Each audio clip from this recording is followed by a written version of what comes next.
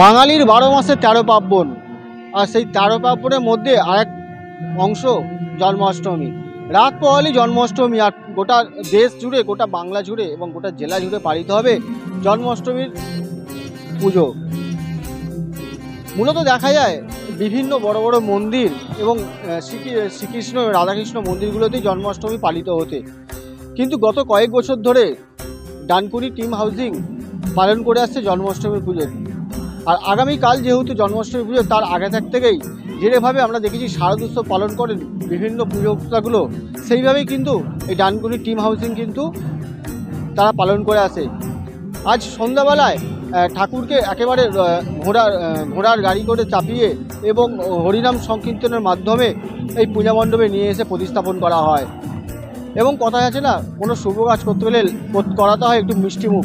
সে কারণেই কিন্তু যে ভক্তবৃন্দরা এখানে এসে যুক্ত হয়েছে এবং যারা আসছেন তাদের উদ্দেশ্যে প্রায় আনুমানিক 1000 মানুষের জন্য এখানে নিবেদন করা হচ্ছে, দেওয়া হচ্ছে জিলিপি, এবং সেই জিলিপি নিয়েই খেয়েই মুখ মিষ্টি করছেন ভক্তবৃন্দরা। আগামী 3 দিন ধরে কিন্তু এই অনুষ্ঠান কর্মসূচি চলবে এই ডানকুনি আবাসনের মধ্যে, এবং 3 দিনের মধ্যে যেমন পূজাপাঠ থাকবে, তার সাথে প্রত্যেক দিনের মতো থাকছে সাংস্কৃতিক অনুষ্ঠান এবং বাচ্চাদের, ছোটদের থেকে বড়দের সবাইয়ের কিন্তু সাংস্কৃতিক অনুষ্ঠান। আর এই সমগ্র জন্মাষ্টমী উৎসবকে ঘিরে কিন্তু ডানকুনির মানুষের কাছে একটা আলাদা উদ্দীপনা হয়ে থাকে। শেষের দিনে কিন্তু প্রায় আনুমানিক 5000 মানুষকে কিন্তু ভোগ বিতরণ করা হবে। তার সাথে কিন্তু প্রত্যেক দিনে পুজোর সাথে কিন্তু ভোগ থাকবে, কিন্তু শেষের দিন যেদিকে অর্থাৎ সমাপ্ত ঘটন হবে, সেদিকে কিন্তু 5000 মানুষ কিন্তু ভক্তবৃন্দ এখানে ভোগ সেবন করবে। সব মিলিয়ে কিন্তু একটা যে উৎসবের মেজাজে হয়ে দাঁড়িয়েছে ডানকুনির এই আবাসন, তা বলা বাহুল্য। দুর্গাপুজো আসতে অনেকটা দেরি হলেও কিন্তু এখন থাকতেই তাদের কাছে এই পুজো শুরু হয়ে গেছে বলেই তারা জানাচ্ছেন। সব গোটা এই কর্মসূচি এবং অনুষ্ঠান নিয়ে পুজো কমিটির উদ্যোক্তারা এবং কর্মকর্তারা কি জানাচ্ছেন, চলুন দেখবো এক নজরে। আমার নাম শিবম দাস। আমি কি গোপাল, কালকে জন্মাষ্টমী। আমি এটা নিয়ে 2 বছর হলো আসছি, আর ওর ভালো লাগে কৃষ্ণ শিব এসব সাজতে, ওই জন্যই আর কি ভালোই লাগে, সব কিছুই ভালো।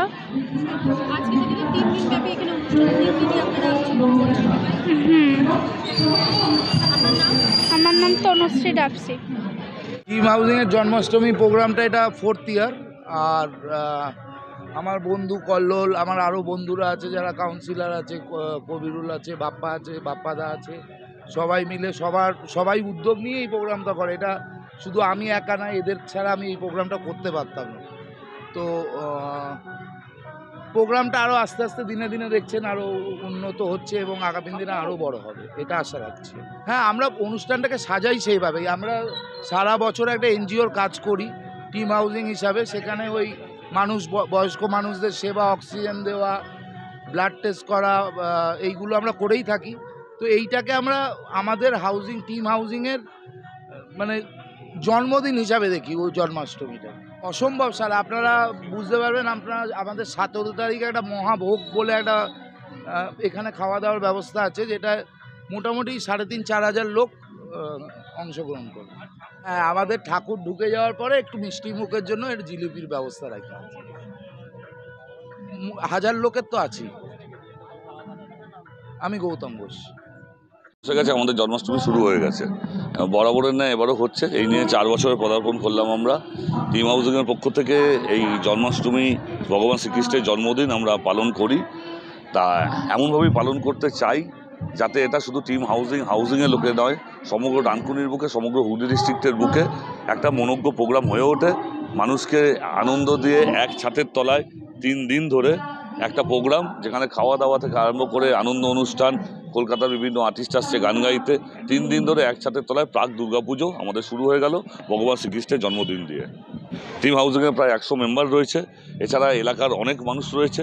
সবাই মিলে আমরা দেখলেন যে একটা র্যালি করলাম, র্যালি করে আমরা মূর্তি বসিয়ে দিলাম। এবার পুজো চালু হবে। এবার আগামীকাল এবং পরশু দিন, এই টোটাল 3 দিন ধরে আমাদের এই প্রোগ্রাম চলবে। কিছুই নয়, একসাথে সমস্ত মেম্বাররা একটা ড্রেস পরে আছি, ইচ্ছে ছিল আরও অনেক বেশি করার, কিন্তু সামর্থ্য অনুযায়ী 100 জনে করেছি, দেখতে ভালো লাগে। যেমন আগেকার দিনে বুঝলে তো মেম্বারশিপ ব্যাচ ঝোলাতো সবাই, এখন আর মেম্বারশিপ ব্যাচ চলছে না, এখন হয়ে গেছে ড্রেস কোড হয়ে গেছে, যাতে সবাই বুঝতে পারে যে এই সমস্ত মানুষগুলো একসাথে মেম্বার, কিন্তু দেখতে একটা অন্যরকম লাগে। হলুদ পাঞ্জাবি সন্ধ্যেবেলা বেরিয়েছে, আলো পড়ছে, এটা দেখার প্রোগ্রামটা একটা অন্যরকম মাধুর্য হয়ে ওঠে। ওই জন্যই নতুন আইডিয়া টিম হাউসিংয়ে হলুদ পাঞ্জাবি। তা ভগবান শ্রীকৃষ্ণ ময়ূরের পালক অঙ্গাঙ্গিভাবে জড়িত, তা সেই জন্য আমরা এটা ঠিক করেছি যে আমাদের ড্রেস কোড যেমন আছে তেমন আজকে যে জন্মাষ্টমী তার একটা কোড থাকা উচিত, যে পাঞ্জাবিটা যখনই ভবিষ্যতে পরবো এটা জন্মাষ্টমীর পাঞ্জাবি, এটা যাতে মনে থাকে। তাই ভগবান শ্রীকৃষ্ণের জন্মদিন বেখম না থাকলে সেটা ঠিক অর্থবহুল হয়ে ওঠে না, তাই জন্য প্রত্যেক পাঞ্জাবিতে একটি করে বেখম রয়েছে। নাম কল্লোল বন্দ্যোপাধ্যায়, সিআইসি ডানকুনি পৌর। যেমনটা আপনাদের দেখালাম, কর্মকর্তারা যা বলছেন যে প্রতি বছরের নয় আমরা যেরকম পুজো করে থাকি, এবং এবছর বেশ বিশেষ চমক সেটাও আপনারা জানালেন। এখন দেখার এই পুজো যে জন্মাষ্টমী উৎসব যেমন পালিত হবে, আগামী দিনে আর কত বড়োভাবে পালন করে সেদিকে তাকিয়ে থাকবে সবাই। হুগলির ডানকুনি হাউসিং থেকে পাপ্পু সাঁতরা, জনতা এক্সপ্রেস। এই ভিডিও সম্পর্কে আপনাদের কি মতামত অবশ্যই জানাতে ভুলবেন না আমাদের কমেন্ট বক্সে। এছাড়াও আরো ভালো ভালো ভিডিও পেতে চোখ রাখুন জনতা এক্সপ্রেসের পর্দায়। এই ভিডিওটি ভালো লাগলে অবশ্যই শেয়ার করতে ভুলবেন না। জনতা এক্সপ্রেস, জনতার মনে, জনতার কণ্ঠে।